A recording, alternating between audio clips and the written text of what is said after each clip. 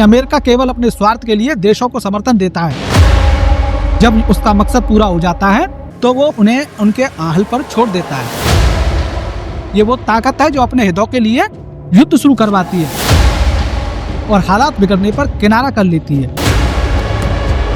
America की कहानी यही है। वो दोस्ती नहीं, सौदा करता है। यूक्रेन हो, अफगानिस्तान हो या कोई और हो, जब तक उसका फायदा है वो साथ है। फायदा खत्म, रिश्ता खत्म। सवाल है कि क्या अमेरिका वाकई वो दोस्त है जो मुसीबत में साथ देता है?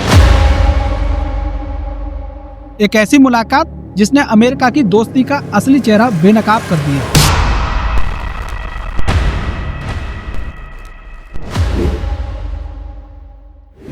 नमस्कार दोस्तों, स्वागत है आपका हमारे चैनल प्रबुद्ध IAS पर।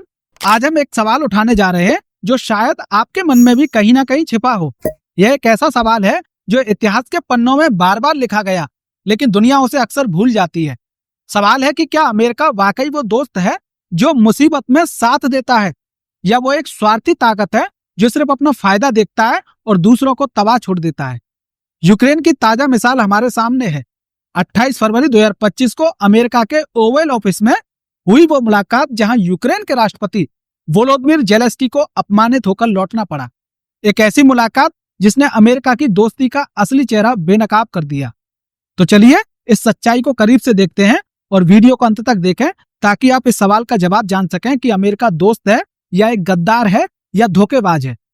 28 फरवरी 2025 अमेरिका का राष्ट्रपति कार्यालय यानी ओवल ऑफिस में यूक्रेन के राष्ट्रपति वोलोदिमीर ज़ेलेंस्की मदद की गुहार लेकर पहुंचते हैं, जो पिछले कई सालों से रूस के खिलाफ जंग लड़ रहे हैं।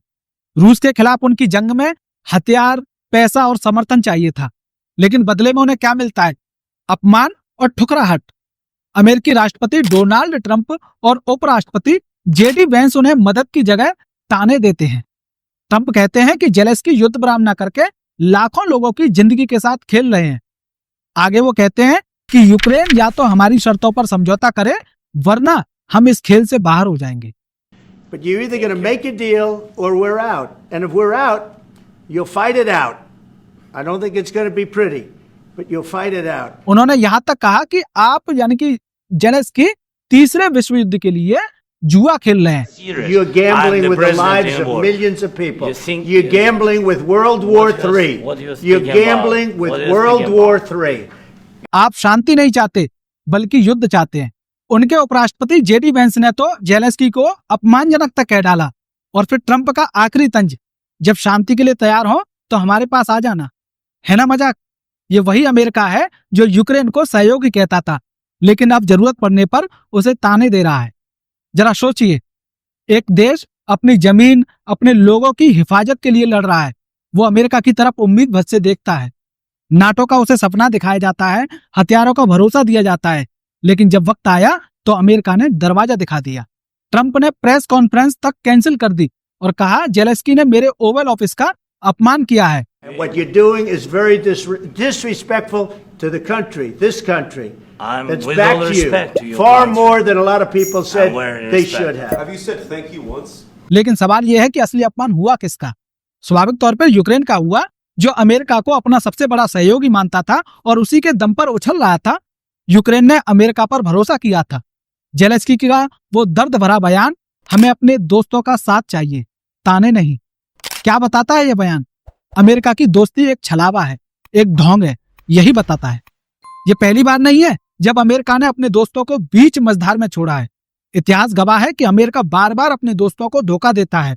अफगानिस्तान को देखिए, 20 सालों तक अमेरिका ने तालिबान से जंग लड़ी और तमाम वादे किए, लोकतंत्र का ढोल पीटा, लेकिन 2021 में क्या हुआ? अपने हित पूरे होते ही अमेरिका वहां से रातों रात भाग खड़ा हुआ। अफगान सरकार ढह गई, तालिबान सत्ता में आया और लाखों लोग बेसहारा छूट गए। वो अफगानी जो अमेरिका के भरोसे जिए, उनके सपने कुचल दिए गए। अफगान जनता अमेरिका की दोस्ती का असली चेहरा देखती रह गई। शीत युद्ध के दौरान वियतनाम में भी ऐसा ही हुआ था।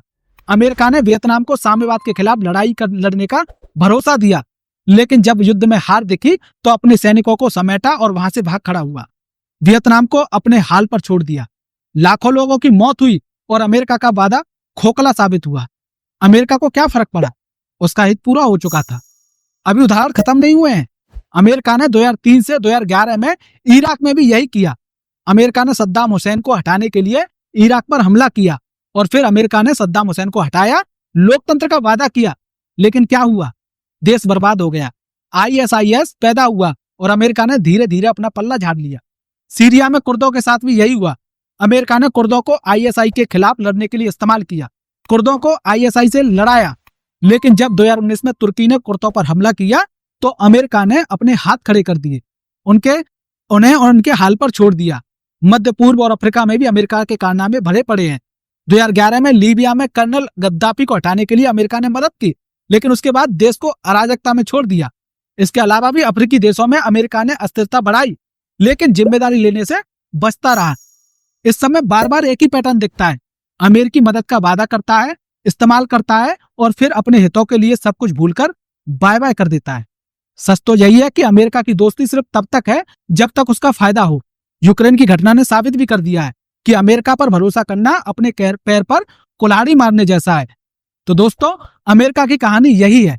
वो दोस्ती नहीं, सौदा करता है। यूक्रेन हो, अफगानिस्तान हो या कोई और हो, जब तक उसका फायदा है वो साथ है। फायदा खत्म, रिश्ता खत्म।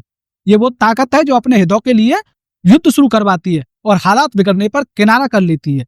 यानी अमेरिका केवल अपने स्वार्थ के लिए देशों को समर्थन देता है और जब उसका मकसद पूरा हो जाता है तो वो उन्हें उनके आहल पर छोड़ देता है। तो दोस्तों, अगली बार जब अमेरिका किसी देश को मित्र कहे तो इतिहास के इन सबक को याद रखिए।